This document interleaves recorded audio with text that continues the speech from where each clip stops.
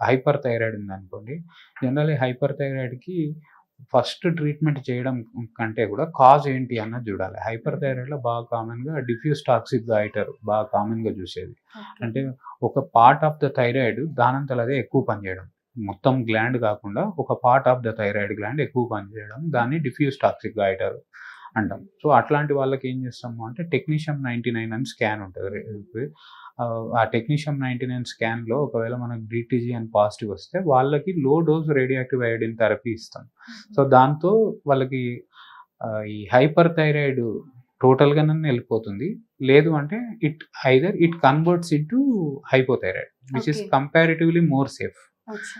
Hyper thyroid కొంచెము patient wise suffering hyper thyroid డిసీజ్‌లో ఎక్కువ ఉంటుంది. హుహు. హైపోథైరాయిడ్ కొంచెం కంఫర్టబుల్ డిసీజ్ అనొచ్చు. అచ్చా! సో, కొంచెం సో, బేస్డ్ ఆన్ ఏముంది అన్న దాన్ని బట్టే ట్రీట్మెంట్.